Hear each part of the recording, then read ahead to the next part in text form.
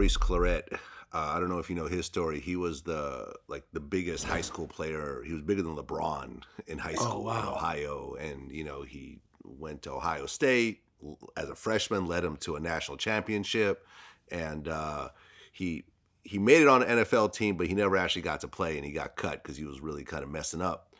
And he went back to his hood, did armed robberies, got caught, and got sentenced to 7 years. And what he said was interesting. He said that once he fully realized what was ahead of him, he said, okay, I'm going to treat this prison time like training camp. And so what ended up happening was I just like literally read my ass off, and that's literally the transformation. So as I would go through these courses, you start to discover that you have different parts of yourself as a human being that you've never discovered. A lot of my life been I'm either an athlete or a gangster, right? So when I start going through these therapeutic courses, I'm like, man, I want to start to read. I still have ambition to be successful.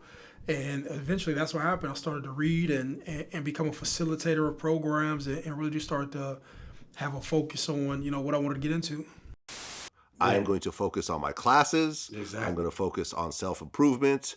I'm going to focus on my drug addiction.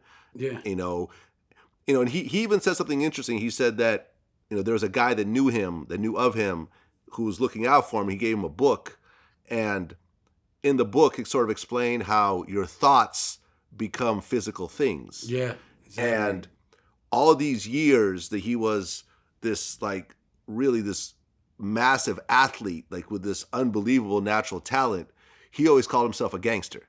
He always considered himself a gangster. When 50 Cent came to Ohio, he was on stage with 50 in his bulletproof vest with all the other so-called gangsters.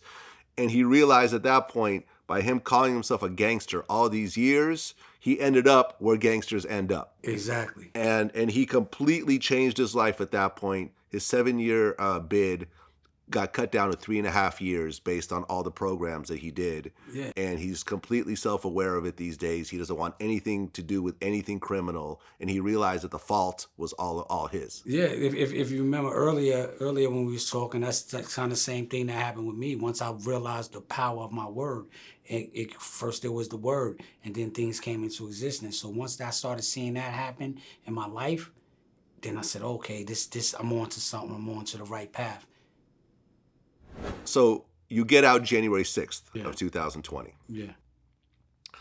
How did it feel to walk out for that first time after doing 6 years? Well, I had made it down to a facility called Queensboro. It's like a reentry thing. So coming down there, now mind you, I've been in the sticks, seeing mountains and trees and all types of things like that. I haven't seen a brick building besides on the compound.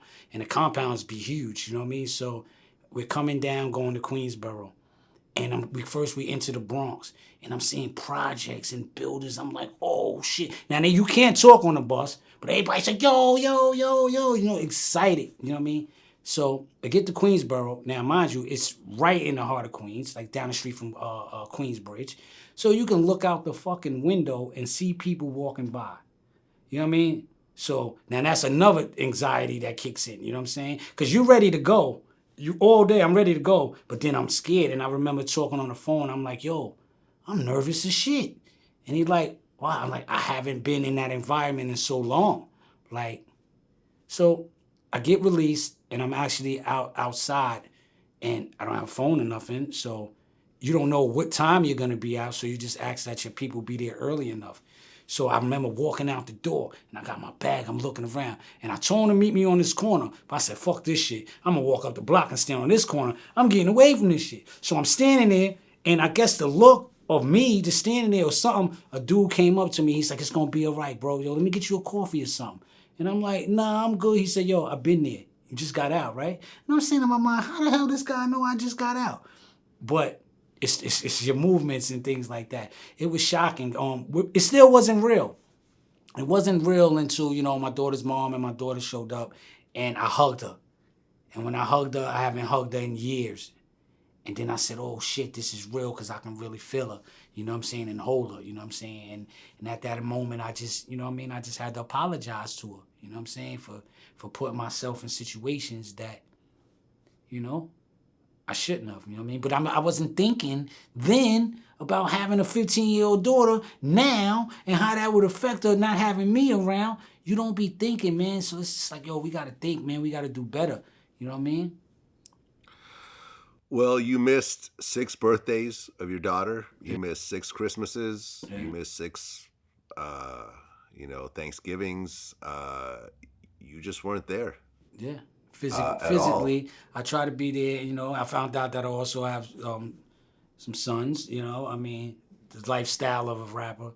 Wait. You found out you had some sons Yeah, also? yeah, it's crazy situation. Y'all gonna have to get the book to hear this story though. But yeah, it's this is my life, man. That's what happens when you Shyheim. If it's like, what's they call that? The Murphy's Law.